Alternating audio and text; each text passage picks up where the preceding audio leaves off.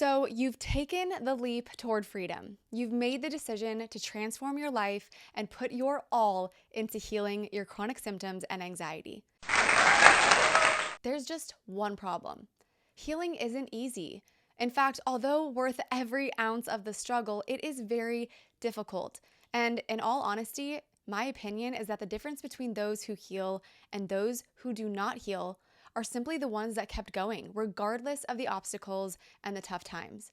Some people may feel comfort in their illness, but not you, friend. No, you are the warrior, the one who will persevere until you feel, see, and taste freedom from chronic illness. And ooh-wee, am I here for it. I am here to show you the exact strategies you can implement so you can find happiness while you are on your journey to heal chronic illness and anxiety through nervous system regulation. Hi friend, Kelly Nelson here with Kelly Nelson Health. Welcome back to my channel where I help you self-heal from chronic conditions such as, but not limited to, fibromyalgia, chronic fatigue syndrome, chronic pain, mystery type symptoms, anxiety, and more. If you know my story, you know that I have suffered with a fibromyalgia and chronic fatigue syndrome diagnosis that involves severe chronic pain, fatigue, brain fog, and anxiety for 6 years before I found the beautiful world of brain retraining and nervous system regulation, which is finally what ignited my healing power within. Having gone through this myself, I know exactly what it takes to recover, so I now dedicate my life to helping you do the same. Let's get into it. Before we dive into the strategies, it's crucial to acknowledge that, again, the healing process can be tough. Chronic illness and anxiety can take a toll on your mental and emotional well-being. I know this. However, finding happiness within this journey is not only possible, but also essential for your overall healing. Yes, essential. Life is short. Each day, heck, even minute, second, is precious. And there is a way to live a full life regardless of the physical and emotional pain you may be enduring. And there is a bonus here. Living a full life, continuing to join in on the activities with friends, taking those walks in nature, working towards your career and life goals, these all contribute to healing. I'll tell you a story where I experienced this firsthand. When I first got hit with the sudden onset of chronic illness 10 years ago, I was basically confined to my bed for the first 45 days or so. All I did was wallow in my pain and suffering, which I didn't realize at the time only exacerbated my symptoms. My birthday was coming up and my boyfriend at the time wanted to plan something nice for us. He knew I had not been feeling good, but this sounded miserable to me. I didn't want to go out. I didn't want to do anything for my birthday. I didn't even want to leave the safety of my home or even my room. Being in public around people, it sounded awful, but I did it. He forced me to. He took me to an aquarium for about an hour away from our house and had a beautiful boat ride and a lunch planned for after. And here's the thing. Yes, although the first hour or so out of the house was the last thing from fun, it was not any worse than being at home. And guess what happened about 30 minutes or so into walking through the aquarium? I felt better, noticeably better. My anxiety lifted, I felt more calm and at ease within my body, and my physical symptoms were more bearable.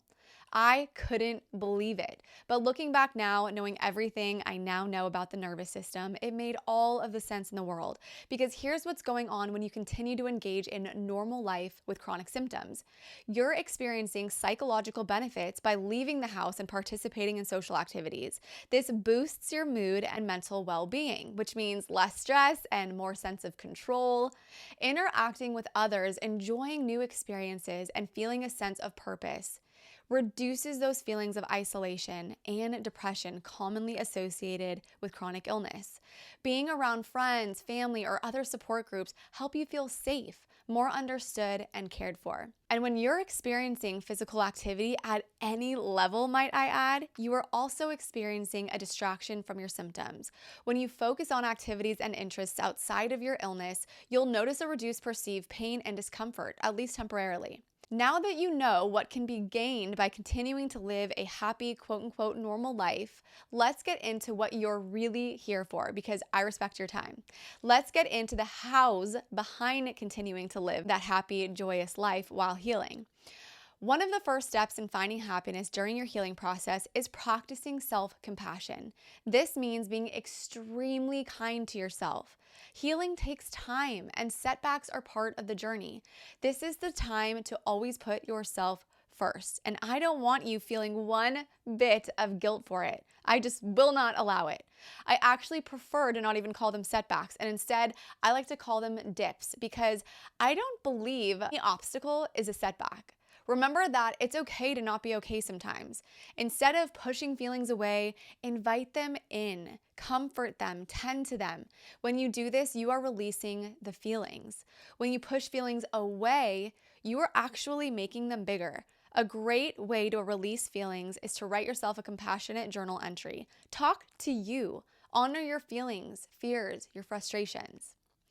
The second step is practicing gratitude. Every day, reflect on the things that you're grateful for, no matter how small they may seem. Gratitude can shift your focus from illness or anxiety to the positive aspects of your life. When you continually think about the negatives of life and chronic illness, you are making those dedicated neural pathways in your brain even stronger, which leads you to, you guessed it, even more negative thoughts and even the worsening of symptoms. So when you write that compassionate journal entry on the following page, write out a list of the things that you're grateful for. It can be something as simple as your morning cup of tea. Remember, nothing can be too insignificant here. Hey friend, sorry to interrupt, just a quick friendly reminder to ask if you're enjoying this video. If so, please be sure to hit that subscribe button and click the bell notifications so you can continue to invite healing into your world. That's all. Let's get back to it, my friend. Third step, maintain and even seek connections with supportive friends, family, or support groups, but only the support groups who are excited about their healing journey too. Be careful not to be part of the groups that will bring you down. Isolation can exacerbate anxiety, and having a strong support system can provide comfort and companionship during your healing process. So, if you are physically able to, RSVP yes to more events. Don't decline the next girls' night. Think back to my birthday story here. Remember how miserable I was thinking about going? And look where it got me. If I can do it, so can you.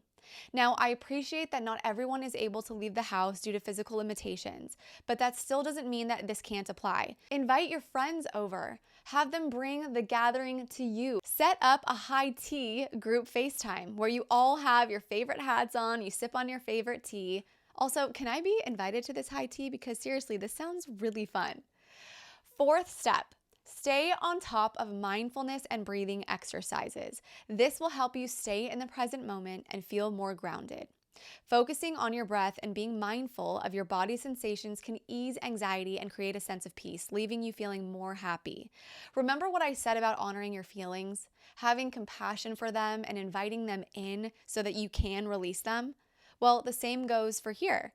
Try doing a body scan laying down and invite in any physical sensations, regardless of how they feel, instead of pushing them away. This is what releases them. This is what makes you feel better. I invite you to take just 5 to 10 minutes every morning and every evening to embrace mindfulness or do a breathing exercise. You can download the Insight Timer app for free and find dozens of breathwork and mindfulness meditations that will walk you through this process. I assure you, friend, your happy dial will definitely start making strides with this one. Now, for the fifth and final step, I want you, my beautiful, sweet friend, to continue doing the things that light you up, if you did in fact stop doing them. Can I tell you something incredible? The day after the aquarium, the boat ride, and the lunch, even though I was still experiencing so much physical and emotional pain, I officially resumed my life back to the way it was before I got sick. Not that I felt the same, but I started working again. I found a job that lit me up and brought me so many incredible relationships. I started saying yes to friends and family again, planning trips, exercising, the whole entire gamut. Once you make the switch of putting your physical and emotional pain in the back seat and your conscious awareness, that drive that we all have deep within us to keep pushing forward, in the front seat, you can start living a life in which you are thriving despite what symptoms you may be experiencing. And that's the whole point of life, right? No matter what, time does not stop. We are only given this one life to live. So let's be sure to keep that perspective in mind. Now that you have the strategies needed in order to maintain that beautiful happiness during your healing journey, I'm going to leave you with this. Don't just say, just do.